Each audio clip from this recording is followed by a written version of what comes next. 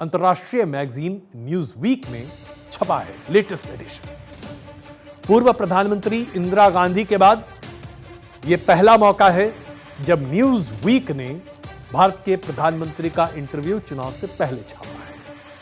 इस इंटरव्यू में प्रधानमंत्री नरेंद्र मोदी ने चीन के साथ भारत के संबंध, भारत की आर्थिक नीति समेत तमाम मुद्दों पर अपनी बातों को सामने रखा है। उन्होंने कहा कि उनकी सरकार एक ऐसी सरकार है जो वायदे करती है और उन वायदों को पूरा भी करती है। यह उनका ट्रैक रिकॉर्ड है। उन्होंने कहा कि पहले ऐसे वायदे होते थे जो सिर्फ वायदे होते थे, सरकार बनती थी लेकिन वायदे पूरे नहीं होते थे। लेकिन आज का भारत सबका साथ, सबका विकास, सबका विश्वास, सबका प्रयास, इस आदर्श को लेकर आगे बढ़ रहा है और इस भारत को पूरी दुनिया अब इस्तकबाल करने के लिए तैयार है।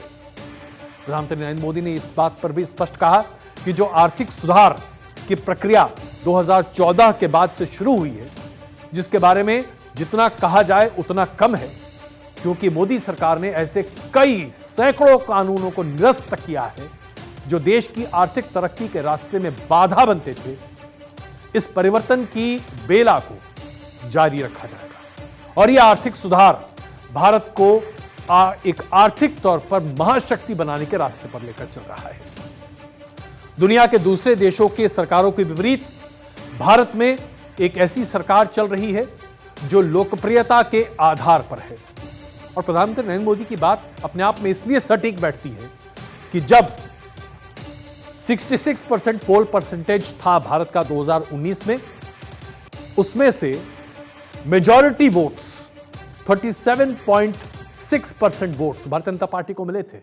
यानी कि भारतीय जनता पार्टी को तकरीबन 37 करोड़ लोगों ने चुनकर सत्ता सौंपी थी। यह पूरी आबादी, 37 करोड़ की आबादी अमेरिका की पूरी जनसंख्या से ज्यादा है। जाहिर सी बात है, एक ऐसा लोकतंत्र है जो भारत में अपनी जड़ें बहुत गहरी बनाकर रखा है। इसके साथ साथ उन्होंने कई और मुद्दों पर भी अपनी बातों को स्पष्टता से रखा, जैसे कि रोड कनेक्टिविटी, उसके बाद सांस्कृतिक और सामाजिक आधार पर भारत में कितने बदलाव आए हैं। जो तमाम सामाजिक अभियान प्रधानमंत्री नरेंद्र मोदी के कार्यकाल के दौरान उनके द्वारा लाल किले के प्राचीर से शुरू किए गए, उसमें जो बदलाव देश में देखने को मिला है, ये तमाम बातें प्रधानमंत्री नरेंद्र मोदी ने अपने इस इंटरव्यू में कही हैं।